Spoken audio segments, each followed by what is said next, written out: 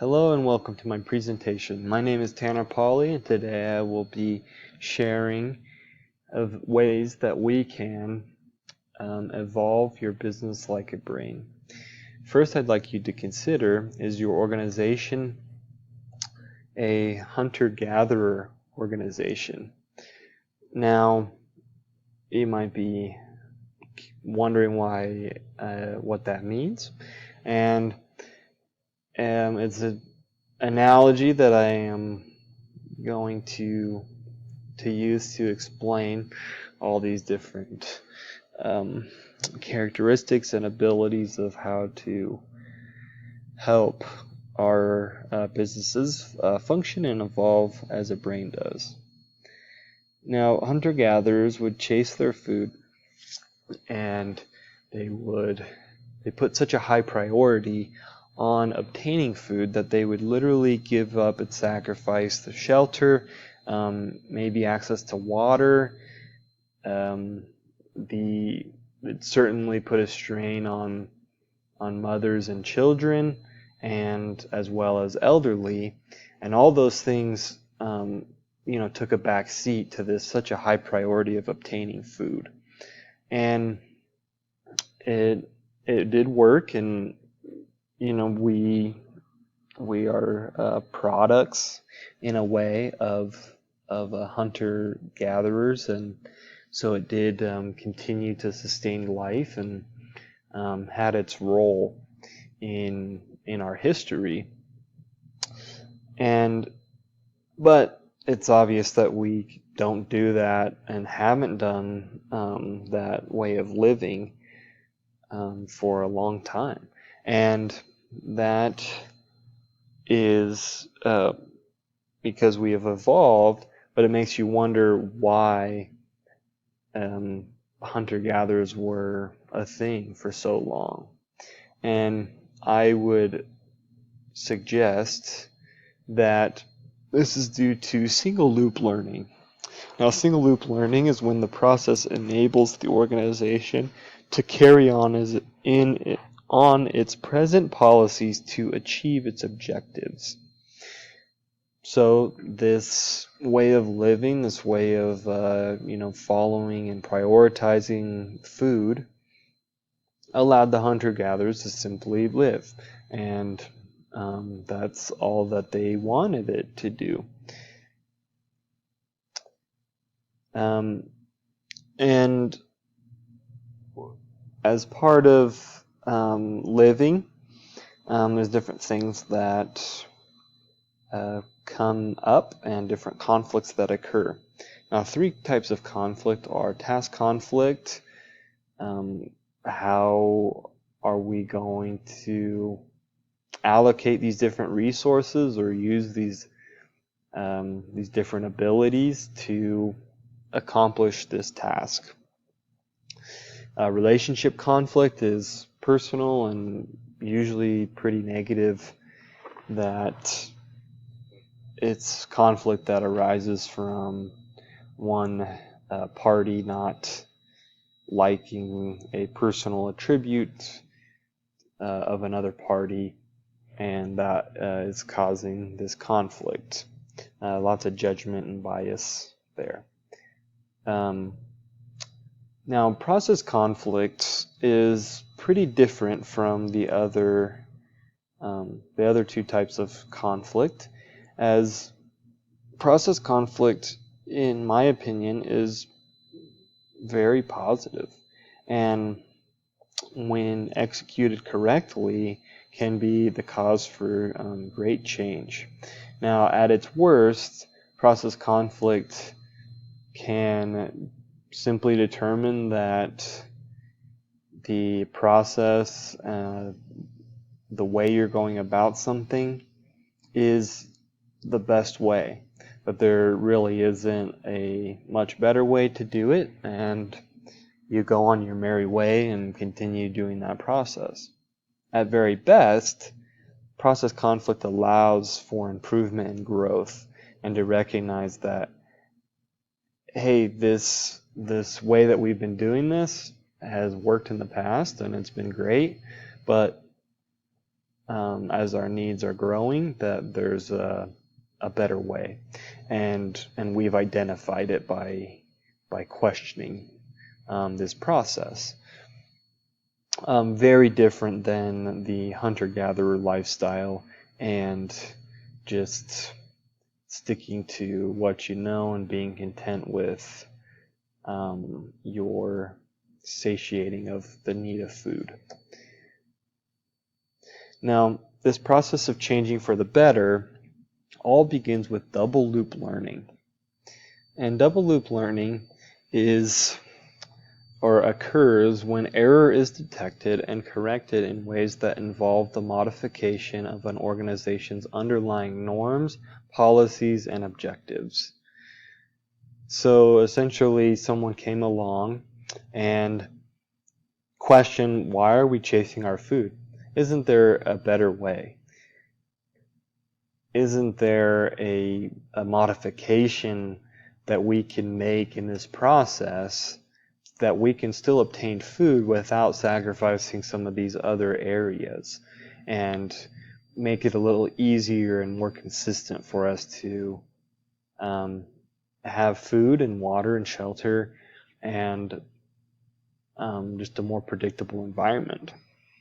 So, as with any time we try to create change, there's always going to be pushback, and one of the biggest ways that occurs in business is called the escalation of commitment. And the escalation of commitment is essentially saying, we are committed to this hunter-gatherer lifestyle, we're committed to this way of thinking and living, that if we change that, it's going to cause too much of an issue, and there's going to be too much energy and resources spent to change, that it doesn't make sense to do that. So as we are trying to change and we're trying to promote more double loop learning, we need to make sure to watch out for this escalation of commitment, whether it's in other people or it's in ourselves. It's a very natural feeling and a common thought as well.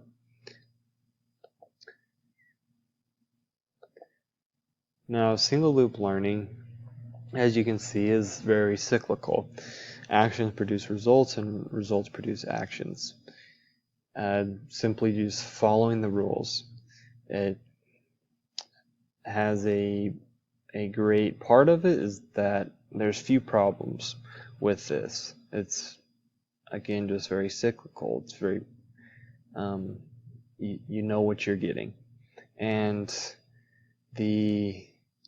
because there's few problems that can arise, that also means that there are few problems that it can really solve.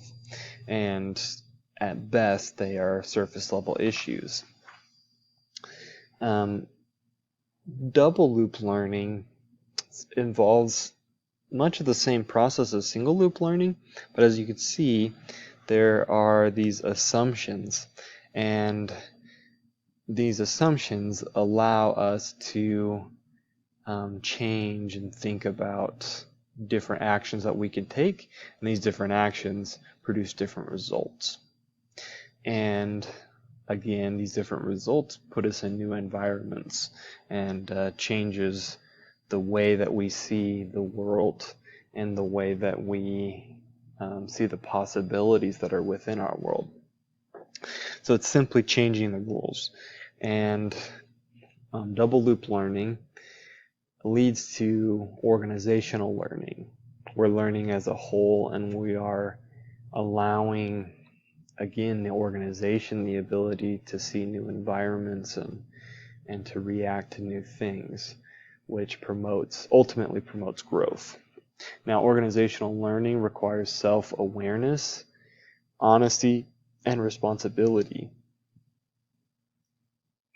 This is required because you need to be self-aware to realize what changes need to be made, as well as be honest with yourself and see where these changes start and also where they end, and see and take responsibility for those actions, and then also the future actions that these changes might create. Now, what does this all have to do with the brain and business? Our brains have something called neuroplasticity. And neuroplasticity is the brain's ability to modify, change, and adapt both structure and function throughout life and in response to experience. And if the experiences that we are giving it are all single loop learning, just the same hunting and gathering over and over again, then our brain doesn't have much to adapt to or to grow to.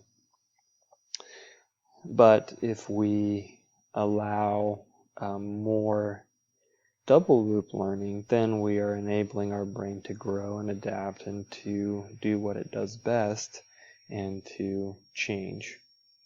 So if we treat our organizations, our businesses, the same as we would treat our brains, by introducing more double loop learning, we are introducing more growth and adaptation. We are allowing our organization to grow and change with the environment and not stay stuck in the same cycles. And just like our brains, we have different areas that perform different tasks, different specialties.